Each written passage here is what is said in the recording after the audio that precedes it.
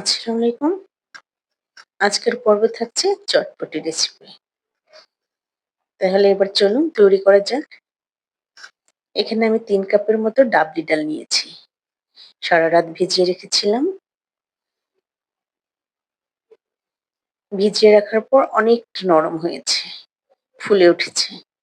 এবার আমি এগুলো প্রেসার কুকারে কয়েকটা সিটি দিয়ে নেব।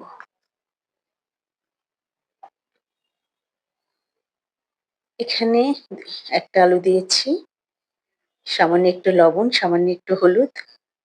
এখানে বেশি হলুদ দেয়া যাবে না। এবার আমি সিটি তুলে নেব।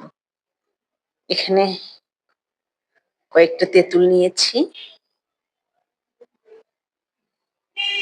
আমি পরিমাণ মতো একটু গরম পানি দিয়ে ভিজিয়ে রাখবো ১০ থেকে ১৫ মিনিট।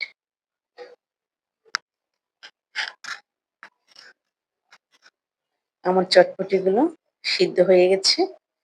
এবার আমি একটা কড়াইতে আলুগুলো আমি একটু ভেঙে দেবো। আর মসলাগুলো এখানে আমি রাঁধুনি চটপটি মসলা নিয়েছি।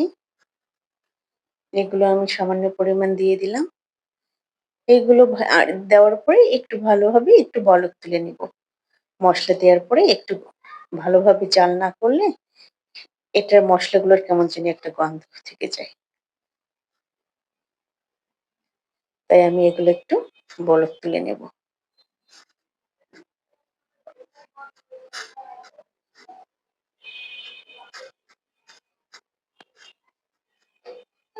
এবার আমার তেঁতুলের কাতটা তৈরি হয়ে গেছে।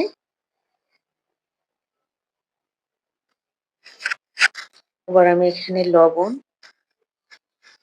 পরিমাণ মতো চিনি দিয়ে দিব। আপনারা যেরকম টক বা মিষ্টি খান। এখানে আমি শুকনো মরিচ টেলে নিয়েছি। এখানে আমি চাট মসলা দিয়ে দেব।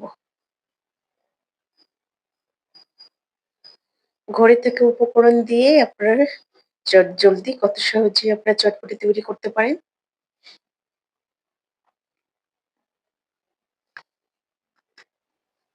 বাহিরের অস্বাস্থ্য খাবার না খেয়ে ঘরে যা আছে তাই দিয়ে আপনারা তৈরি করে নিতে পারেন চটপটি।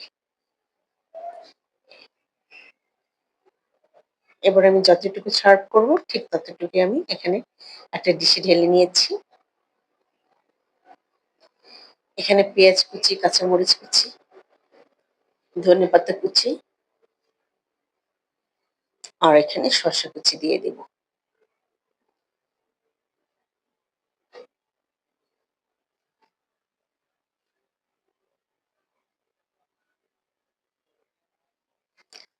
আমার রেসিপিটা আজকের এই সহজ সরল রেসিপিটা যদি আপনাদের ভালো লেগে থাকে তাহলে অবশ্যই একটা সাবস্ক্রাইব করবেন আর অবশ্যই কমেন্টে জানাবেন আজকের আমার চটপটিটা কেমন হলো।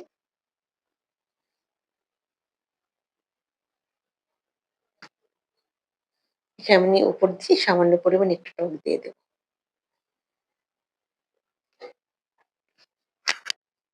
আর এখানে আপনারা আপনাদের পছন্দ মতো খাওয়ার সময় টক মিক্সড করে খেতে পারেন।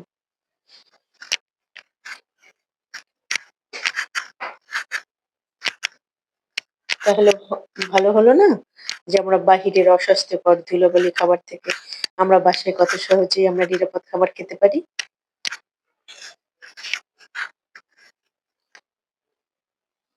এখানে আমি একটা ডিম গ্রেটারে গ্রেট করে নিয়েছি।